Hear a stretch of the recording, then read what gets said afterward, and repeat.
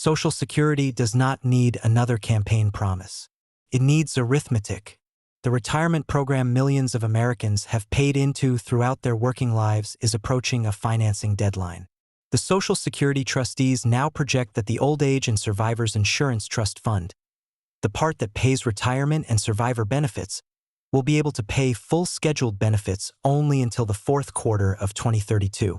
After that, continuing revenue would cover only about 78% of scheduled benefits unless Congress acts. That gives voters in Oklahoma's 1st Congressional District a useful way to compare John Croisant and Mark Tedford. Both say they want to protect Social Security, but they are beginning from very different places. The Social Security Trust Fund is not going to vanish in 2032. Payroll taxes will continue coming in.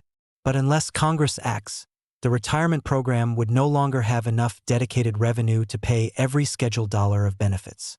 Current projections say roughly 78% could still be paid. That means the real question is not whether Congress will eventually have to act. It will. The question is how. Will lawmakers raise revenue, change benefits, raise the retirement age, use general federal revenues, or combine several approaches? That is why the campaign slogans matter less than what each candidate is willing to put on the table. Croisant's approach starts with the income cap. In 2026, workers and employers pay Social Security taxes only on the first $184,500 of annual earnings. A teacher earning $60,000 pays Social Security tax on every dollar. So does a small business employee earning $80,000. Someone earning $500,000 stops paying after the first $184,500. Someone earning $1 million does too. Croisant has proposed addressing much of Social Security's long-term financing problem by asking people with very high incomes to pay Social Security taxes on more of their earnings, rather than beginning with benefit reductions or a higher retirement age. The Social Security Administration has analyzed a proposal that would apply the 12.4% payroll tax again on earnings above $250,000, without awarding additional benefits on those higher earnings. SSA estimates that approach would eliminate about 65% of Social Security's long-range actuarial shortfall, roughly 2/3 of the problem. It does not solve everything, but it protects scheduled benefits while addressing most of the financing gap from the revenue side. Mark Tedford's congressional campaign also says he will protect Social Security for Americans. But Tedford has made another promise in writing. On June 4th, Americans for Tax Reform announced that Tedford had signed its Taxpayer Protection Pledge. The organization's own headline described it more simply: Mark Tedford makes no new taxes promise to Oklahoma voters. Americans for Tax Reform was founded by Grover Norquist, who has spent 4 decades making his anti-tax pledge a test of conservative credentials for Republican candidates. Norquist personally praised Tedford for signing it. Tedford was not required to sign the pledge. He chose to, and when Social Security needs additional revenue, that choice matters. District 1 voters have already seen where this approach can lead. Kevin Hern and Mark Tedford have both signed Grover Norquist's Americans for Tax Reform pledge. Hern has already shown what that philosophy can mean when Social Security's numbers have to add up. As chairman of the Republican Study Committee, Hern backed a budget plan calling for a phased-in increase in the Social Security retirement age. He defended the proposal by emphasizing that changes would not affect people already in or near retirement and by arguing that Americans live longer today than when Social Security began. The Tedford-Hern relationship is unusually direct.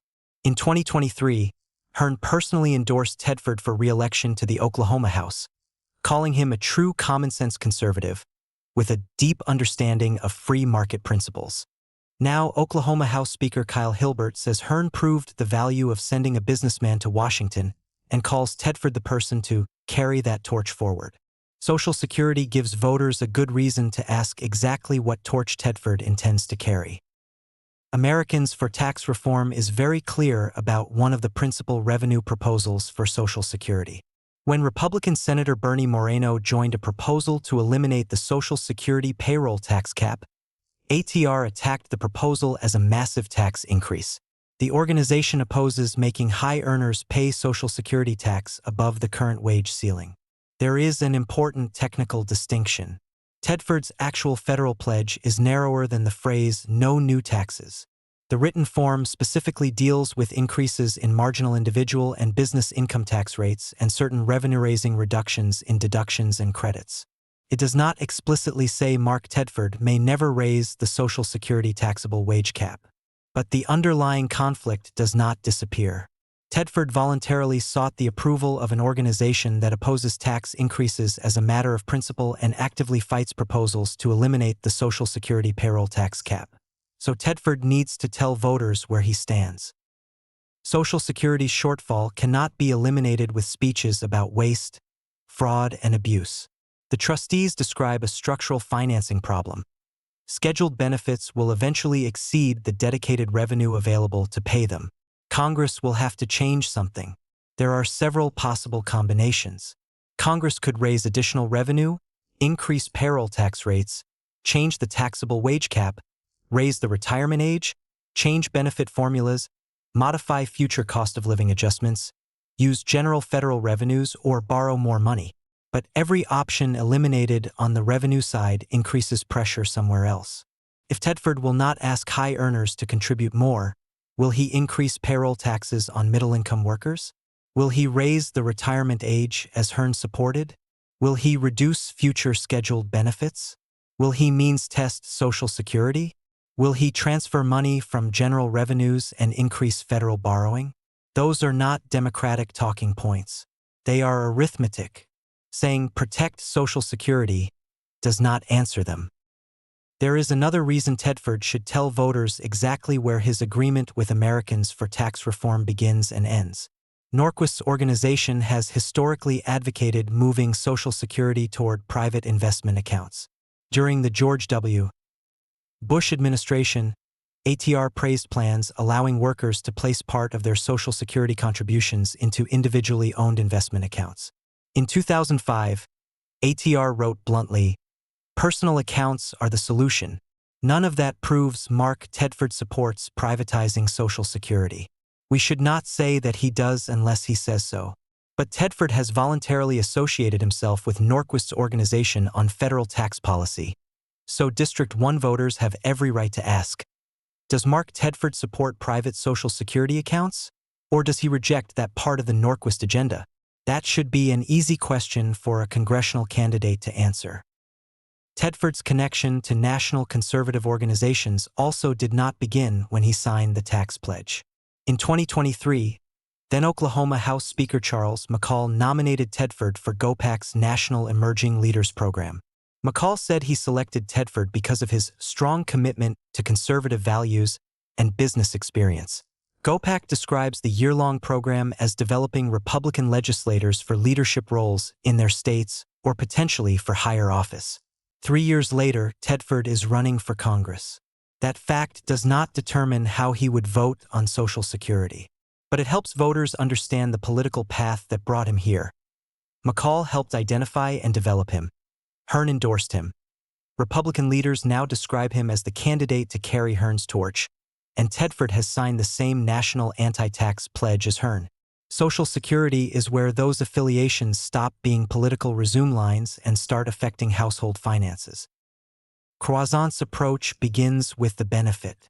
Protect it first, then ask whether people earning hundreds of thousands or millions of dollars should pay Social Security taxes on more of their earnings. An SSA-analyzed version of that approach could close about 65% of the long-term financing shortfall without reducing scheduled benefits. Tedford begins from a different place. He promises to protect Social Security while signing the pledge of an organization that opposes one of the largest available revenue solutions. We have already seen Hern operate from the same political philosophy.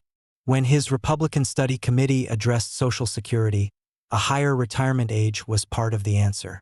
Now Tedford wants Hern's seat. Hern endorsed Tedford.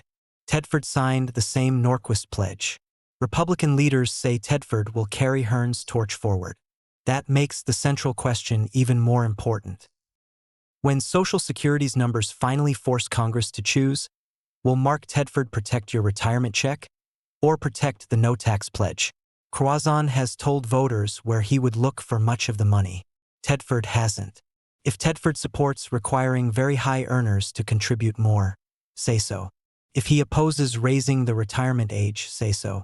If he will not reduce scheduled benefits, say so. If he rejects privatizing Social Security, say so.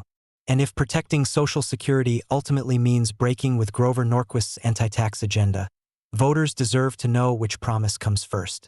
Because Social Security's 2032 deadline does not care about campaign slogans. The numbers still have to add up. Follow the money at langdon.substack.com.